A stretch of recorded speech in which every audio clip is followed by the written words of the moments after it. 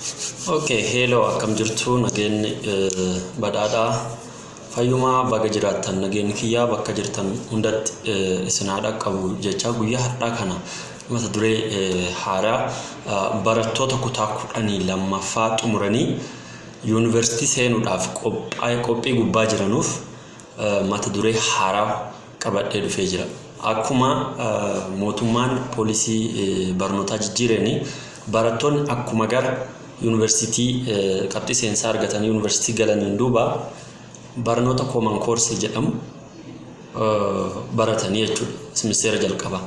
Barnoota kana keessaa barnooti inni jalqaba coursein jalqaba general psychology course kan jedhamu barattoota haaraa waggaa jalqabaa simisteera jalqabaa irratti yeroo jalqabaatiif dhufanii University join godhaniif kan kennamu yoo ta'u barnoota kana University Bulee Horaatti anilleen departmentii kanarratti yookaan koorsii general psychology jedhamu kanarratti barsiisaa ta'ee hojjechaa jira jechuudha. Kanaaf guyyaa har'aa wanni isin qabadhee dhufe barnootummaan psychology jedhamu kun maali? Koorsiin psychology jedhamu kun maali? Tokkoffaa hiikaan psychology maali? Lammaffaan gooliin yookaan galmi koorsii kana maali? Sadaffaan ammoo seenduubeen isaa maali kan jedhu bo'annaa keenya guyyaa yookaan qabxiilee guyyaa har'aa nuti qophii guyyaa har'aa kanarratti waliin haasofnu ta'a. Kanaafuu hundumti keessanuu obsaan waan hordoftanuuf galatoomaa jecha barnoota hubantii barnoota kanarratti isinii kennu qabu itti fufa. Akkuma maqaa saatirraa kaanee hubachuu dandeenyu psychology jechuun maal jechuudha? Yeroo baay'ee namoonni psychology'n kun psychology kiyya na tuqxe yookaan sammuu kiyya na tuqxe jedhan. Ni ibaluun sun psychology kiyya na tuqe jedhama. Psychology'n kun maal jechuudha? Gama koorsiitti gaafa deemu afaan saayinsiitiin psychology'n kun maal jechuudha? Yookaan maal jechuudha? Kan jedhu san waliin laallaa jechuudha. Kanaafuu barnoonni psychology kun yookaan koorsiin psychology kun general psychology course jedhamu kuni psychology jechi jedhu afaan Oromiffaatiin xiinsammuu isa jedhu saayinsii xiinsammuu kan jedhamu yoo ta'u saayinsii xiinsammuu kan jedhamu yoo ta'u innis jechoota lamaan Giriik irraa kan argame jechuudha. Jechoota Giriikii lamaan irraa kan argame jechuudha. Inni jalqabaa psych, inni lammaffaan immoo logos kan jedhamu irraa argame jechuudha. Psych jechuun sammuu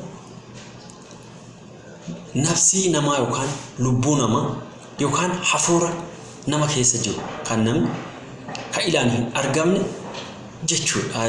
Yookaan psych mean that mind refers to the meaning of psych refers to mind, soul or spirit. Logos kan jedhamu immoo logosiin kun qo'achuu yookaan qo'achuu ta'uu danda'a, beekumsa ta'uu danda'a, waa'ee garagaraa refer gochuu wal qabataa jechuudha. Addee tokkotti gaafa walitti deebisne jechi psychology jedhu kana hiika itti kenninu psychology jechuun saayinsii yookaan waa'ee sammuu kan qoratu jechuudha jechuudha. Epistemological definition of psychology refers to the study of mind, the study of soul, and the study of spirit. Inni kunilleen koorsiin psychology kun mallattoo fi mataa fi qabaa jechuudha. Simboolii mataasaa qabaa jechuudha. Simbooliin isaa kun qubee afaan Amaariffaatiin hamaroha jedhanii barreessan sani mataa isaa ol deebichee jechuudha. Mataa qadhaasaa san gad deebichee kan gara gubbaatti isa jalaa kan ol garagalchitee gaafa barreessitu mallattoo psychology kanaati jechuudha. Inni gara gubbaatti ol ba'u mallattoo gosa sadiitti jechuudha. Inni jalqabaa kun soul, inni jalqabaa mind, kan itti aanu immoo soul, inni sadaffaan sun spirit kan jennu jechuudha. Hiika biraan qaba. Kanaafuu inni kun hiika psychology yookaan hiika xiinsammuu jecha jedhamu saayinsii xiinsammuu kanaaf kennamu. Saayinsiin xiinsammuu kun saayinsii waa'ee sammuu dhala namaa qoratu jechuudha jechuudha. Galatooma na waliin jirtu jedhee yaada na hordofaa waan jirtanuufis galatooma. Inni itti aanu immoo galmi yookaan what's the goal of psychology? Barnoonni xiinsammuu kun galma meeqa qaba? Galmi isaa meeqa? Yookaan goal isa jennu kan jechuudha. There are 4 goals of psychology are there. Psychology kun akka saayinsii tokkootti galmoota 4 qaba jechuudha. Inni jalqaba description yookaan describing kan jennu san jechuudha. Isa kana jechuun waa'ee waan tokkoo ibsu inni jalqaba. Lammaffaan immoo understanding. Understanding jechuun waa'ee waan tokko hubachuu jechuudha. Hubachuu gaafa jennu gadi bu'anii jechuudha. Gadi buune sirriitti waa'ee waan tokko hubachuu jechuudha. Xiinxala gadi fagootiin waan tokko xiinxallee gadi fageenyaan xiinxallee kaane waa'ee waan tokko yoo akka researcheras hooteen nama waan tokko qo'achuuf deemu hooteen waa'ee waan sanii sirriitti gadi buune beekuu qabna jechuudha. Inni kun immoo understanding jedhama. Isa galma isa lammaffaati jechuudha. Galmi sadaffaan immoo predicting yookiin prediction kan jennuun san. Predicting jechuun eegga waa'ee waan tokko sadarkaa jalqabaa irratti ibsina, itti aanne immoo hin hubanna, erga hubanneen duuba immoo wanti kun gara fuulduraatiif maal ta'uu danda'a? Garamitti deemuu danda'a? Bu'aan isaa hoo? Miidhaan isaa hoo? Maal ta'uu danda'a? Har'arra dhaabbanne waa'ee waan hubannee san waa'ee gara fuulduraa isaa san tilmaama kaa'uu jechuudha. Tilmaamu jechuudha. Inni kun afaan Ingiliffaatiin predicting jennee kan lafa kennu jechuudha. Inni itti aanu immoo inni afuraffaanii control. Galmii yookaan kaayyoon psychology inni afuraffaanii control gochuudha jechuudha. Control gochuu jechuun maal jechuudha? Akkamitti control goona? Waan tokko erga waa'ee isaa ibsine, erga waa'ee isaa hubanne, erga immoo waa'ee bu'aa fi miidhaa isaa yookaan waan gara fuulduraatti ta'uu danda'u predict erga goonen duuba akkamitti waan san to'achuu dandeenya? Bu'aas yoo ta'e bu'aa san akkamitti to'annee akkamitti kallattii akkuma bu'aa gaarii isaa san qabatee itti fufuu danda'a yookaan waan hamaa yoo ta'e akkamitti waan hamaa amalli sun itti nama san geessuu danda'u san to'annee kabargoone akkamitti nama san hamaa isa qabuuf yookaan gara waa hantuun itti deemaa jiru sanirra akkamiin gara duubaatti deebisuu dandeenya kan jedhu sanirratti kan xiyyeeffatu jechuudha. Inni kun kaayyoo yookaan galma psychology arfan isa jennuun san description or descriptive, describing, understanding, predicting and control. Isaan nuti jennu kun goolota yookaan galmoota yookaan kaayyoota psychology arfan jedhamanii beekamu. Itti aansuudhaanii qabxiin nuti guyyaadhaa akkuma dura kaasesanii seenduubeen psychology kana seenduubeen general psychology course yookaan seenduubeen saayinsii xiinsammuu kana hoo maali? Eessaa dhufe? Bara kam jalqabe? Eessatti jalqabe? Eenyuun jalqabame? Biyya kamitti hoo jalqabe? Kan jedhu san kan waliin ilaallu ta'a jechuudha. Kanaafuu akkuma dura kaasaa turre psychology jechuun saayinsii waa'ee xiinsammuu dhala namaa qoratu yoo ta'u innis kan jalqabe waggaa har'aa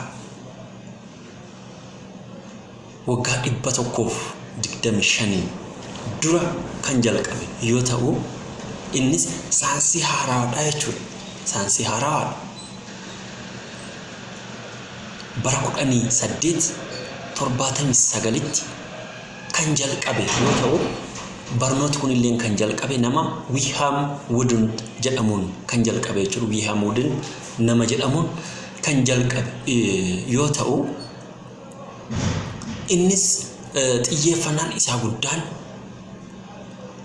namoonni wanti namoonni sammuu isaanii keessatti yaadanuu fi wanti namoonni qabatamaan agarsiisan wanti isaan akti godhan wanti isaan hojiin qabatamaan isaan hojjetanii ila namaatti mul'atu maali namoonni keessa isaaniitti maal yaada waan namni keessa isaanii yaaduu danda'u akkamitti hubachuu dandeenya waan jedhu san xiyyeeffannaa keessa galchuudhaani waa'ee kana beekuudhaaf namoonni maal think godhu maal feel godhu maan immoo akti godhu waan jedhu san sirriitti gad bu'amee akka hubatamuu fi xiyyeeffannaa keessa galchuudhaan kan hojjetame gabaabumatti qabxiileen guyyaa har'aa kan nuti irratti hubannoodhaaf ta'uu danda'an jedhee qabadhaan isin dhufe kanuma fakkaatanii samaraayiz gochuudhaaf saayikooloojii jechuun saayinsii waa'ee xiinsammuu dhala namaa kan qoratu yoo ta'u innis goolota 4 qaba yookaan galmoota yookaan kaayyoota 4 qaba. Inni jalqaba describing ibsu, understanding hubachuu, predicting tilmaama isaa gara fuuldura waa'ee waan tokko tilmaama yookaan maal ta'uu danda'a waan jedhamu irra dhaabbannee haalota yeroo san waan hubannee fi waan ibsine san gubbaa irra dhaabbannee waa'ee gara fuuldura tilmaama isaa kaa'u. Inni dhuma immoo control gochuudha jechuudha. Fakkeenyaaf yaada gabaabaan fakkeenya tokko isiniif haa fudhadhuuti. Namni tokko sigaaraa aarsaa haa jennu nama tamboo xuuxu yoo ta'e namni tamboo xuuxu kun waa'ee nama tamboo xuuxuu fi nama waa'ee tamboo xuuxamuu san ibsu yoo barbaanne sadarkaa jalqabaatti tamboo jechuun maal jechuudha. Namni immoo tamboo xuuxu kun nama akkamiiti maarraa ka'ee tamboo xuuxuu danda'a tamboon kunu maali eessaa dhufe eessatti hojjetama keemikaala akkamiif keessaa qaba akkamitti nama miidhuu danda'a akkamitti faayidaan isaa hoo maali kan jedhu san erga adda baasneen duuba sadarkaa lammaffaarratti understanding gaafa goonu bu'aa fi miidhaa isaa adda baasna jechuudha. Namni tamboo xuuxu bu'aa isaa maali miidhaan isaa hoo maali miidhaa isaatu caalamu bu'aa isaatu caala bu'aa yoo qabaate miidhaa yoo qabaate immoo miidhaan isaa sun somba nama tuquu danda'a lubbuu namaa gabaabsuu danda'a jechuudha. Kanaaf namni kun gara du'aatti akka hin deemne namni kun asirra dhaabbanne yoo somba isaa miidhaa yoo ta'e immoo inni itti aanu immoo prediction sadaffaarra kan jiru tilmaama kaa'annaa jechuudha. Namni tokko yoo deddeebi'ee tamboo xuuxa yoo ta'e tamboo xuuxuun somba namaa miidhaa waan ta'eef yoo kana dhiisuu dhabe maal ta'uu danda'a? He will die du'uu danda'a jechuudha namni kun. Kanaafuu nama kana du'arraa oolchuudhaaf control goona jechuudha. To'annaa jechuudha amala san akkamitti nama kana araada tamboo xuuxuu san keessaa baasne akkamitti gara nama fayyaatti akka nama araadarraa bilisa ta'e tokkotti akkamitti gara sitti ceesisuu dandeenya control ni jedhamu kanarratti xiyyeeffata jechuudha. Inni immoo dhuma saayinsiin xiinsammuu kuni kan jalqabe bara 1879 biyya yuunivarsiitii Jarman keessatti yoo ta'u Leipzig kan bakka jedhamutti yuunivarsiitii keessatti kan jalqabe yoo ta'u nama Wilhelm Wooden nama